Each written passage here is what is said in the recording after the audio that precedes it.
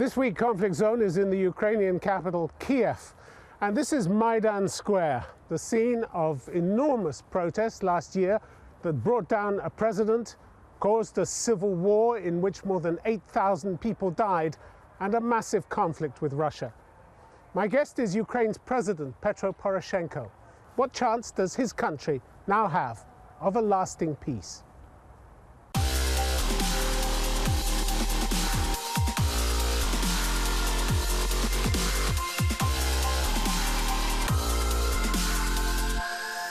President Poroshenko, welcome to Conflict Zone. Good evening. Good evening. You said that the war will be over when the last piece of Ukrainian land has been liberated. Did you mean Crimea? Of course. It's not coming back to you, though, is it? It's not coming back. Come on. The situation in Crimea is a complete Anschluss. It's the annexation of the sovereign Ukrainian territory. It's a brutal violation of the international law. It may be, but it's still not coming back to you, It has no excuse. Come on, we have lots of examples when dozens of years the territory was occupied. But at the end of the day, the international law and order should be restored. So under what circumstances do you see Russia giving it back? Aggressor should be punished. But this is the very important detail that we plan to do that only by diplomatic matters, diplomatic means, diplomatic method of influence, and it would be a hard work ahead, because if the standards of living in Ukraine would be much higher than in Crimea, if the freedom of press, freedom of media, freedom of people would be high, if it would be European nation with the visa-free regime, with the freedom of business and everything, simply people of Crimea want to be Ukrainian.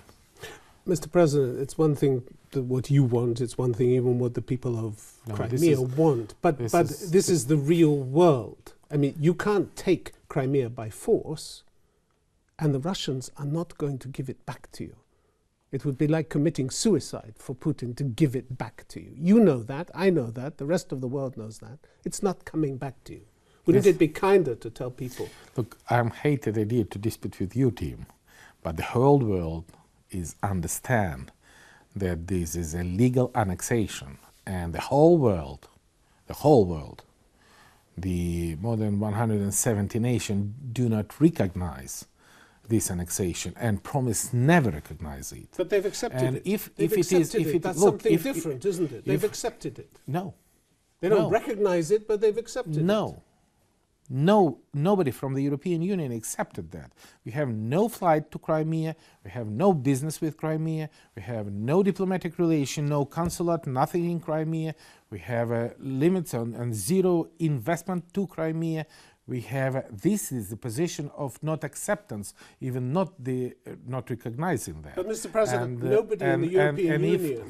And if we accept and recognize it, that means that it would be complete violation and ruin the global security system. That would be the stimulation of the aggressor. That would be exactly the same like in year 1938. And I just can't imagine that somebody in 1938 asked, do you understand that Austria is forever would be German? But Mr. And my answer would be no. I understand, but Mr. President, you look at the occupation of the West Bank and the territories by Israel coming up to 50 years. Not a single member of the European Union recognizes that as anything but illegal. It's coming up to 50 years, and everybody's accepted it. It's going to be exactly the same with Crimea. No, because truth is with us. World is with us. You could say that about the Palestinians. You could say that about the Palestinians. No, we have completely different situation. Aggressor is completely isolated. The reality is, though, that the Russians have actually set limits for you, haven't they? No. Which is what they wanted to do. There will be no full membership of the EU, and there will be no full membership of NATO, because the Europeans will never run the risk of doing that, will they? Of offending Russia. Russian paying already the huge price for the brutal violation. And this huge price is a sanction. This huge price is a situation in economy. There is huge price. It's a situation with the occurrence reserve. This is huge price with the subsidy he should give to Crimea, and that cannot last forever. And let's be realistic. This is, of course, Russia is a powerful state, but if the world accept the aggression, the world never be the same, because this is just symbolize that the global security system, which was created after post-World War II, is not working. Do you think Ukraine will ever join NATO? Yeah. You do? Yeah. Because Germany... Not in the nearest future. But Germany has already said it doesn't see membership. No.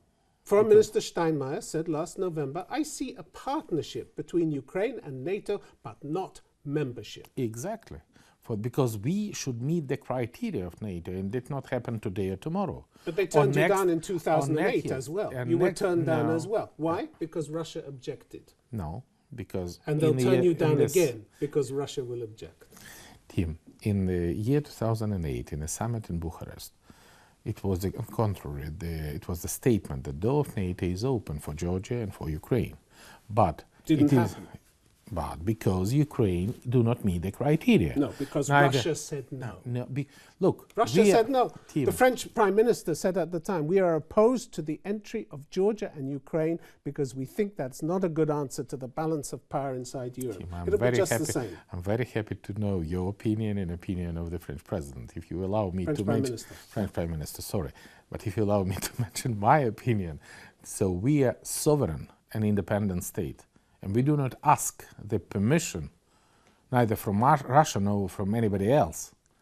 Our position is to reform my country, and we need for that at least 6-7 years to meet the criteria. We should do the work which is necessary for us, and only then we should ask Ukrainian people, and to make a referendum, does Ukrainian people accept and want to be the NATO member state in a 7 years' time? You still have to be invited. And you still have to be invited. This is situation from two sides.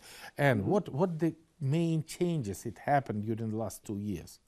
2 years ago, we have a level of support of NATO integration, NATO membership in Ukraine, among Ukrainian people, 16%, 1/6.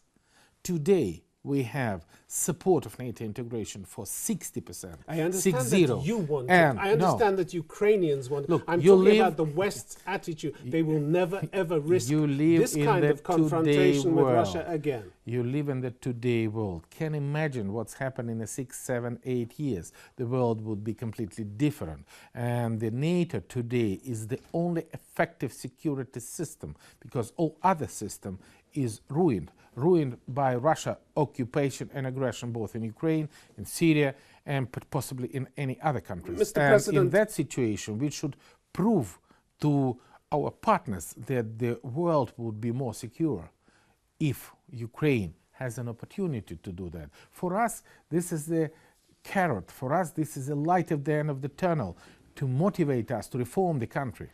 And now we should not be provoked. And the Germans have already said no. And membership this is not going to happen. Foreign Minister Steinmeier has made his position clear. Sorry, this is not German. This is just a position of Steinmeier for the year 2015. And nobody knows what would be the position of Germany in the year 2022. Mr. President, you say you're fighting this conflict for Europe, standing up to aggression. But have you not considered the possibility that Europe needs Russia more than it needs you? It needed Russia to get an agreement with Iran on the nuclear issue, needs Russia to get an agreement on Syria, needs Russia to combat Islamic State. Maybe it needs Russia more than it needs you. Do you propose Europe to trade Ukraine? I'm not proposing. I wonder whether you have considered the possibility what is the European... that they care more about offending Russia than pleasing you. That's a very good question, because what is European Union? Does it 28 member states? What united Europe? Money? Market? Russia? Security? No. Do you know what united Europe? Values. And why I'm absolutely sure about unity of European Union and solidarity with Ukraine, because this is not a question of the beginning. This is a question of values. And that's keep. It doesn't look so united these days, the European Union. Does it? No. Not no. over the migrant issue, No. not over Greece, and not over this either. At the end of the day, both on Ukraine, both on the Greece, and I hope, strongly hope, that on the migrant crisis, Europe would be united. In the beginning of year 2014, I met with most of the Minister of Foreign Affairs of the European Union, and I asked if it would be aggression. Is it possible that the European Union can keep united and make a sanction? Do you know what was an answer? No. Never ever European Union can have a consensus voting on sanction. And I said no. In a 3 months' time, it happened. So please, let's not let's underestimate European Union. Let's look first at the Minsk agreement, because it's looking very fragile. In the last few days, having had some months of calm, we've seen fighting breaking out again. We've seen shelling breaking out. The Organization for Security and Cooperation in Europe has been reporting a number of cease violations. Is this going to hold, this ceasefire, by and large, or these violations are going to mount? It's not working, Minsk, is it? No. It's not working. No. Look, we have a very severe dispute, Tim. I try to be speaking with quite big arguments. What does it mean, Minsk agreement? This is just a peace plan.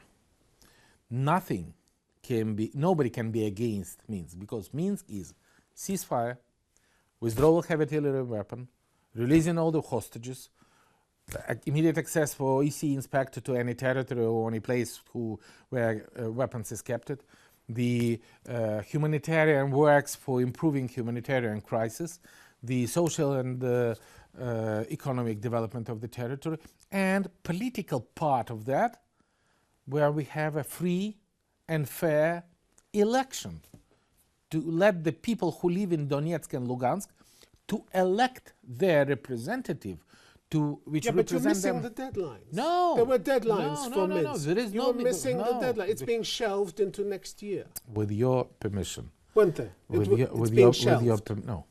your permission, it is not me who missing the deadline, because Ukraine is very responsible state and very responsible part of Minsk agreement. Yeah, but we do everything we promise.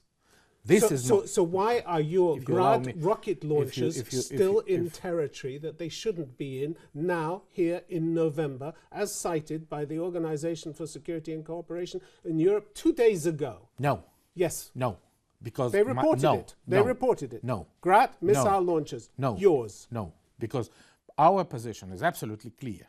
We are fully cooperative with the OSCE. We are absolutely open for all the inspection. We don't have once. Why did they say your Grad missile launcher was in a place it shouldn't be? Okay, now. Tim, sorry. Why? If you allow me, please. We have a long list of the reports, and I am responsibly make a statement that we fully implemented all tiny details on Minsk, including the withdrawal of heavy artillery and weapons. So the report is wrong. You're saying it's wrong. We do not have any single cases for not implementing the Minsk agreement. So they got it wrong then. They got it wrong. Tim, please. But you can't both be right. The OSCE and you Please. can't both be right. Please. If you give me 1 minute. Thank you. We are responsible part of the Minsk agreement. We are fully cooperative with the OSCE. If you take the number of the reports on Ukrainian side and on the Russian side, this is 12, 15 more time when the Russia violate the shelling, when the Russia do not allow the access of the OSCE inspector both on the border and on the territory when they kept the weapons. And we have happened single case, but it was immediately removed in a 40 minutes when inspector come. We give it was a 50 or 500 meters from the 23 kilometers when they find out the place, and we immediately release and remove it. That is the way for how we cooperate with the OSCE, and that is that when the OSCE inspector not simply not allowed to enter, but simply open the fire against OSCE inspectors. Okay, so you have a different interpretation of this from the OSCE. No. We have a different situation because we are fully implement Minsk agreement. And this is confirmed by OSCE. And they it wasn't 2 days ago. It wasn't 2 days ago. Unfortunately, we have the framework of our communication do not allow me to give, but I give you immediately after that the figures. Okay. And please show it to the viewers, because this is very dangerous things, because this is a Russian scenario to demonstrate, no. Okay. Both of sides violated the Minsk. This is not true, because Ukrainians fully implemented that. You say it's not true. Let me talk about some of the promises that you've made since you became president. One of them was to combat corruption. Just over a month ago, the US ambassador to Ukraine accused your prosecutor general's office in a highly unusual intervention of obstructing efforts to combat corruption and shielding its own employees from investigation. Why is the prosecutor general still in his office, if that's what he's doing? Why? And if you're serious about combating corruption, why are you allowing this situation to go on? The answer is starting from two things. First thing, immediately after that, we launch an investigation, independent investigation, with a cooperation with our American partners. An independent general inspection inside the general prosecutor, launching the investigation, and but I hope we receive any facts of the corruption. And if these facts would be confirmed, no one single minute, anybody who would be accused and confirmed will stay in the position. This is point number one. Point number two, we want to create absolutely effective system for fighting against corruption. We create new anti-corruption bureau with an absolutely high level of trust in an absolutely transparent procedure for appointing the new person.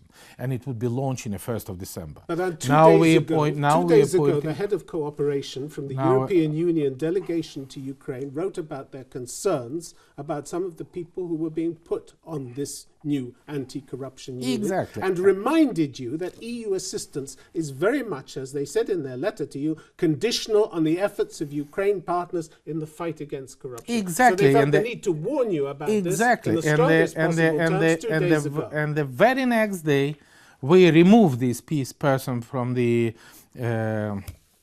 selection commission and appointed those who was proposed by the European Union, including, I hope the Parliament will vote tomorrow, Mr.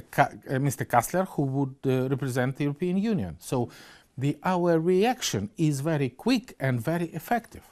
But the most important thing is that to launch the new anti-corruption structure and new anti-corruption system immediately from the 1st of December. And the most important thing is that this system should have a trust from Ukrainian people, Ukrainian authorities, our European and American partners. Mr. President, you want to show that the world you're bringing in a new era, you want to show openness, you want to show transparency. Why does a president need, and gets a lot of criticism, why do you need your own television station, Channel 5? Why?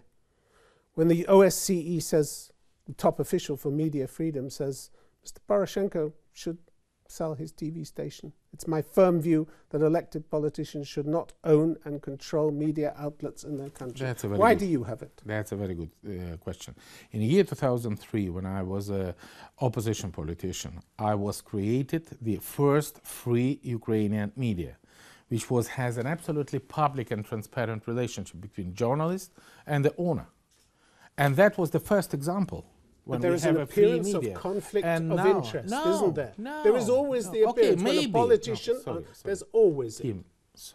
Possible. But the... you promised to be different. No. I never promised to sell the Fifth Channel. No, never. But you promised to be different from oligarchs who own media in this country. I'm different. And if you see the Fifth Channel, maybe one of the most, the channel who is the most criticized, and one of the most free, this is the Fifth Channel. This is a very reputable journalist. And but why do you need it? Why? You're president. You've got other things to do. Why do you need this? Look, what other presidents have TV channels in Europe? I'm the guarantor of the freedom of press, and the standard of the journalist and the Fifth Channel do not have any objection or any criticism for that. There's also a problem that you promised to sell your chocolate business and you haven't done it, Russian. You promised. Why? That's I promised. Because Why? because part of my business in Russia was confiscated by Putin, and part of my business is arrested, and it is impossible to sell arrested business. Why? Because you lose money? No, because it is arrested. Okay, so you and can transfer it into somebody else's hands. Exactly. You could transfer it into some, but you haven't done that either. Exactly. No, we signed up already the trust agreement with one of the most reputable European trusts and transfer it to the absolutely independent management. This is the way how I want to solve this question. You still have a number of business. You promised to get rid of most of them. Tim, you may do not like my answer, but I am the only Ukrainian president who is transparently transfer the funds to the independent trust fund with a reputable name. And I think this is a very European way. In the country in a state of war, when nobody wants to buy the business, is to separate business and politics. You promised also to get rid of pocket armies, as you called them. Right sector, the group of so-called volunteer battalions, right sector, still exists. And the power of the oligarchs. You said there would be no more oligarchs in Ukraine. The oligarchs still exist. They have their power. They've exercised it in the local elections. Very freely and they have their assets. You're very freely operating my promises. I do not promise to destroy right sector. This is a political party. But I promise to remove it from the front. It's also an army, isn't it? It's also an army. It's possible to finish the answer? Yeah. Please. I promise to disarm and to withdraw it from the front.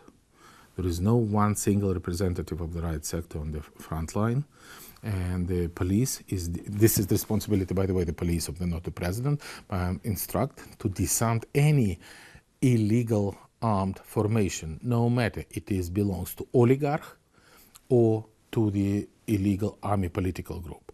And if you would be objective, both the oligarch army is disarmed, and I am fighting with that, and the situation with the legal sector has not been disarmed, has it?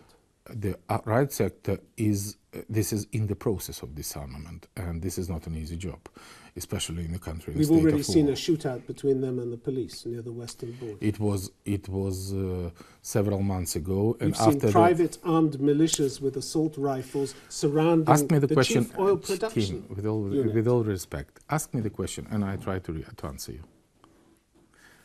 When you told that it was the conflict between the right sector and the police, immediately it was the military operation to disarm the right sector. Immediately when the right sector tried to provoke the National Guard, we have an army operation. I try to explain you once again. I'm a president of the country in a state of war where we have lots of weapons, and we try to make an effective efforts to disarm, to make a law and order. And the good evidence of that is that all the troops from the Ukrainian side on the touchline keep ceasefire and keep law and order of the commander-in-chief of Ukrainian troops. But there are credible accusations of human rights violations from international organizations, both against your troops and against the other side as well. Are these going to be investigated? First of all, no, because we have a completely different size of this violation, and all the violation from Ukrainian side is properly investigated with the presence of the international inspector, and all the things from this part of the border is not. And this is our difference. We are civilized European states who keep their promises, and they are bandits and terrorists. And I invite you to go there and to have an evidence with your own eyes. What is the difference? Amnesty International said both sides were arbitrarily holding civilians who have not committed any crime but were sympathizing with the opposite side. If you see the statistics, how many criminals in Ukrainian army was put in the investigation and in responsibility, that would be an answer for the Amnesty International. Let's be objective. And the same way, there is absolutely no reaction from the terrorists and bandits from their side. This is an 8,000 killed Ukrainian person with any responsibility from their side. This is the 2,000 Ukrainian troops, more than 2,000, killed by Russian soldiers without any responsibility. And let's not play very dangerous and dirty games that, okay, both sides is responsible. No. This is not we, but Russian attack us.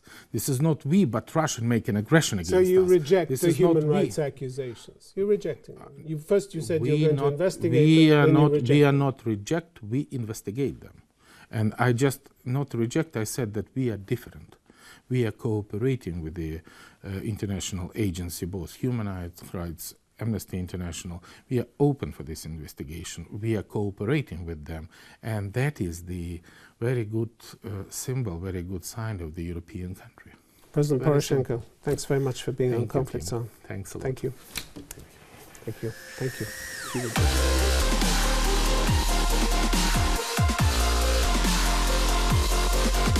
you.